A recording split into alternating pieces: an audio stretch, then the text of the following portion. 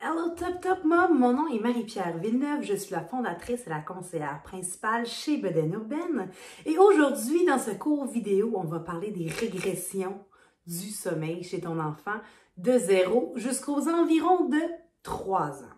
Pourquoi je fais cette vidéo-là? Parce que c'est complètement faux que de penser que les habitudes de sommeil de ton enfant, c'est un long fleuve tranquille. Hein, ça ressemble plus à ça, des fameuses montagnes russes, que le fameux long fleuve tranquille qui nous a été vendu pendant plusieurs années de dire quand ton enfant s'endort toute seule, le pire est fait. Après ça, tu peux enfin dormir sur tes 2 oreilles.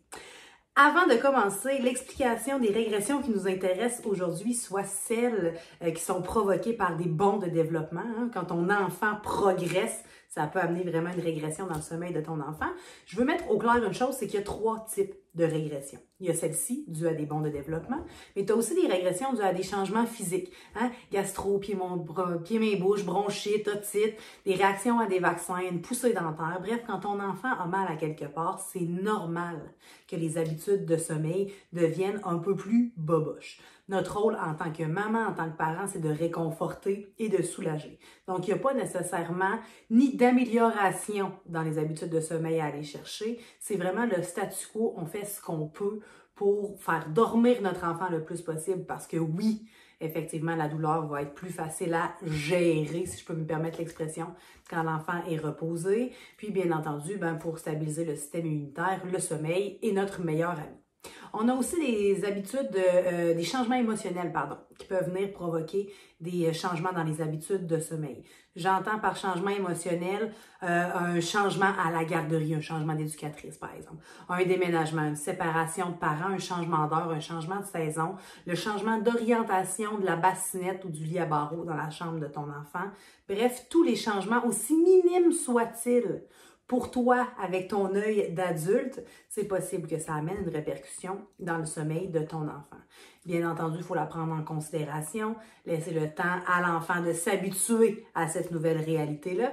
Et ensuite, si tel est notre désir, pousser un petit peu plus loin l'amélioration des habitudes de sommeil. Mais encore là, en plein cœur de la tempête, pas nécessairement le meilleur timing pour demander à ton enfant d'optimiser ses habitudes de sommeil. Et les habitudes et les régressions du sommeil dues à des bons de développement, le sujet qui nous intéresse aujourd'hui, il y en a quand même quelques-unes. Je vais essayer de te les citer le plus rapidement possible pour que tu t'en rendes pas compte qu'il y en a plusieurs, mais tu n'es pas encore assez fatigué pour pas te rendre compte qu'il y en a plusieurs. Donc, on parle de la régression du sommeil de 4 mois, 8 mois, 10 mois, 12 mois, 18 mois, 24 mois, 36 mois. Je suis désolée. Donc, si on les décortique une après l'autre, je reviens sur le fait, enfin, de commencer l'explication de chacune d'entre elles, là, que c'est vraiment un bond de développement. Donc, la régression dans le sommeil, ça veut dire que le développement de ton enfant va très bien. Si tu ne sais pas de quoi j'entends par bond de développement, il y a un excellent outil que tu peux télécharger sur ton téléphone intelligent ou encore en faire la lecture. C'est le fameux livre de Wonder Weeks, les fameuses semaines des miracles, qui vont vraiment expliquer en fait, la progression de ton enfant, pourquoi ton enfant régresse, pourquoi il évolue, qu'est-ce qui change, c'est-tu sa vision de la vie, c'est-tu sa vision par rapport à lui-même, bref, excellent livre de référence si jamais tu te demandais à quoi était dû de façon plus approfondie ces bons de développement-là, parce que là, nous, on va voir ça de façon très basique, en fait, par rapport à la vision du sommeil. Tu auras compris que la vidéo d'aujourd'hui, c'est pas de faire de toi une psychoéducatrice, bien entendu, mais de s'expliquer pourquoi le sommeil de ton enfant régresse pour être capable de rester flexible en cas de tempête et surtout de savoir adapter puis savoir adapter ton plan de match par rapport au bon de développement de ton enfant. Parce que contrairement au changement physique où on achète la paix, statu quo, on fait juste accompagner l'enfant pour le réconforter puis le soulager. Les changements émotionnels, les bons de développement, c'est quand même possible de continuer tranquillement mais sûrement à optimiser les habitudes de sommeil. Mais bien entendu, quand on comprend le pourquoi de la régression, on va être capable, parce que ça vient avec un bon de développement, on va être capable d'ajuster notre plan de match pour qu'il soit optimal par rapport à ce que notre enfant est en train de vivre. Tu vas voir, ça va faire du sens dans quelques minutes. Donc, la première régression qu'on se parle aujourd'hui, c'est la fameuse régression du sommeil de 4 mois. C'est la pire. Pourquoi? Parce que souvent, un enfant dans son bon développement, un enfant moyen. Si ce n'était pas le cas pour ton enfant, c'est possible aussi. Mais habituellement, de la naissance jusqu'à 3 mois, un enfant qui naît en bonne santé, c'est pas là qu'on va retrouver les plus gros troubles de sommeil. Hein, souvent, on va avoir un enfant qui va avoir un sommeil entrecoupé, mais qui va s'endormir un peu n'importe où, va se rendormir un peu avec n'importe qui. Puis souvent, les premiers mois de vie, ça va relativement bien. Après ça vient la poussée de croissance de 3 mois et la régression du sommeil de 4 mois qui t'amène peut-être à te poser, mais pourquoi on fait des enfants? Donc, la régression du sommeil, ça prend toujours un petit peu d'humour. Donc, dans la régression du sommeil de 4 mois, ce qui est important de comprendre d'abord et avant tout, c'est que la structure du sommeil de ton enfant change. Donc, maintenant, plutôt que de s'endormir directement, il est conscient de la période d'endormissement, ce qui fait qu'il y a des enfants qui vont s'abandonner vers le sommeil et là, whoop, par sursaut se réveiller. C'est que la période d'endormissement, le fameux N1, si je peux me permettre d'utiliser le langage sommeil, est de plus en plus conscient et ton enfant, qui se rend compte aussi que plus il s'abandonne vers le sommeil, dans cette période de séparation du sommeil qui est la séparation avec le monde réel, être petit, vulnérable, homo sapiens, c'est un peu surprenant de s'endormir. Il faut que je m'assure d'être en sécurité parce que l'instinct de survie humaine de l'homo sapiens en mode nomade est plus fort que son instinct de bébé moderne.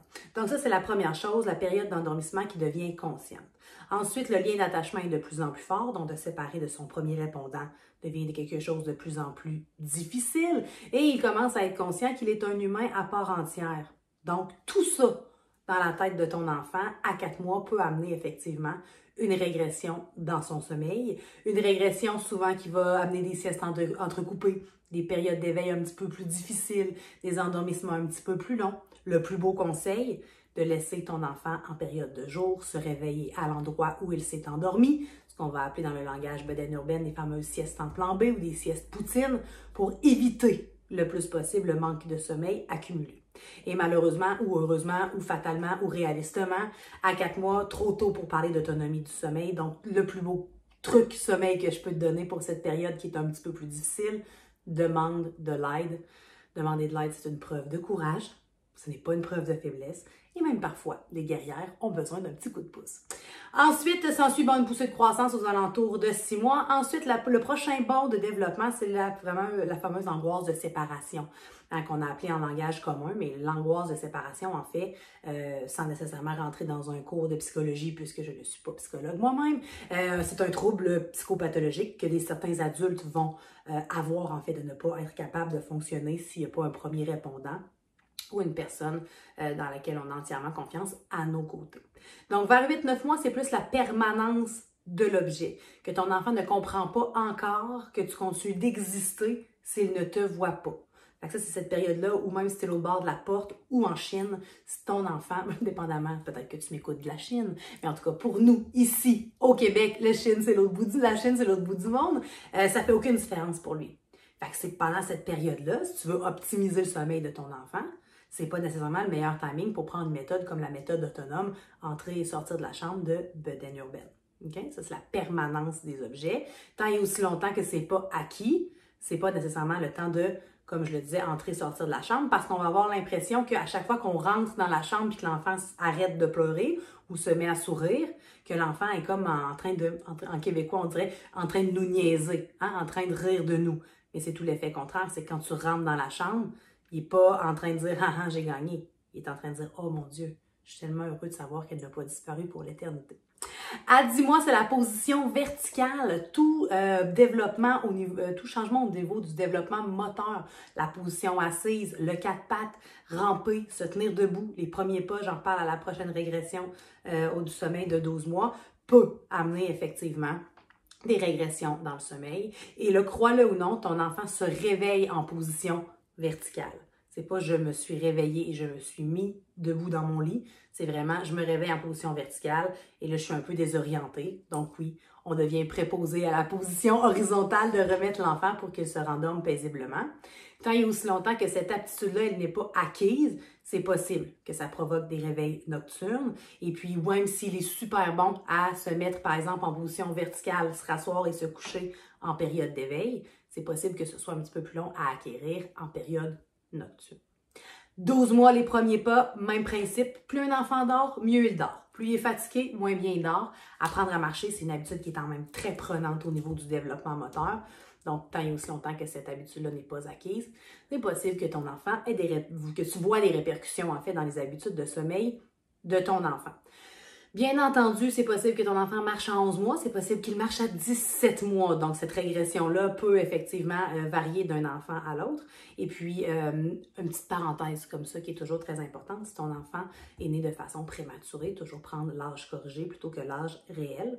Même chose pour ton enfant qui est né à 37 semaines versus 41 semaines de grossesse. C'est possible que ça explique les variations des régressions quant à l'âge de ton enfant. Avant-dernière, non, c'est pas vrai, il en reste 3. 18 mois, la transition au grand lit.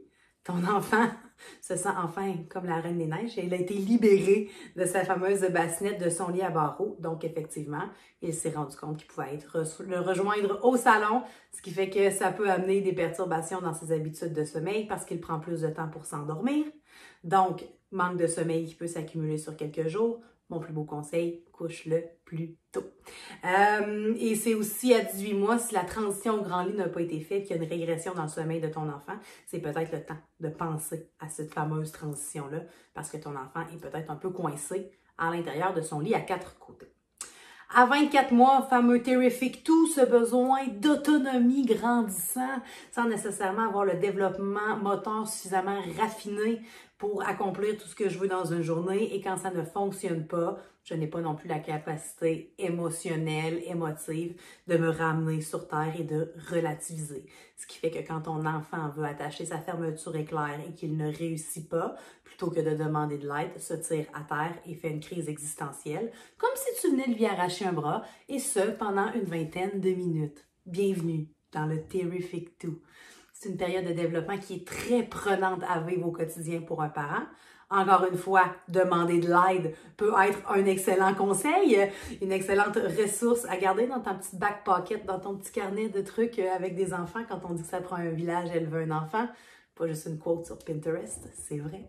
Donc, demander de l'aide peut être une bonne idée, particulièrement s'il y a déjà un deuxième membre dans la fratrie qui s'est ajouté pour éviter d'augmenter ta charge mentale à la gérer des fermetures éclairs. Et la dernière régression au niveau du sommeil, aux alentours de 36 mois, du moins avec le développement langagier, ton enfant, en fait un reset complet de son cerveau quand on est capable, en tant qu'humain, de mettre des mots sur des objets ou sur des concepts. Il y a vraiment un émondage, un ménage qui se fait dans le cerveau. Bref, très peu d'humains adultes, à moins d'avoir vécu des événements très traumatisants, là, ce qu'on souhaite à personne d'ailleurs.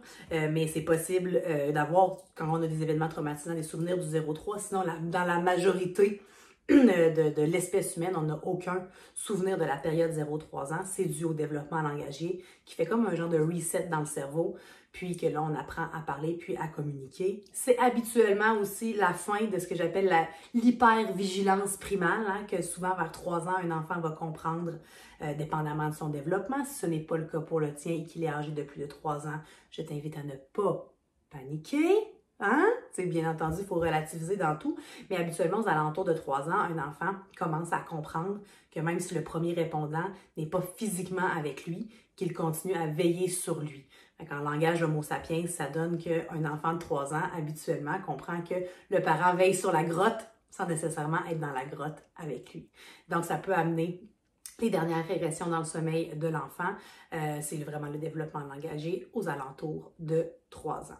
Bon, 3 ans, peut-être qu'on devient un grand frère, donc ça rentrait dans la catégorie de changement émotionnel. Bref, l'idée, c'est de comprendre où s'en va ton enfant et où il est en ce moment pour avoir les bons outils et surtout le bon plan de match pour l'accompagner à réhabiliter ou à améliorer ses habitudes de sommeil ou encore mettre sur pied des habitudes de sommeil favorables pour toute la famille, peut-être pour la première fois. Donc, si tu as aimé la vidéo, je t'invite à t'abonner à la chaîne, à activer la clochette de notification pour ne pas manquer notre prochaine vidéo. Je t'invite aussi à partager à une amie ou un ami qui aurait besoin d'entendre tout ça. Je te dis à très bientôt, Top Top Mom!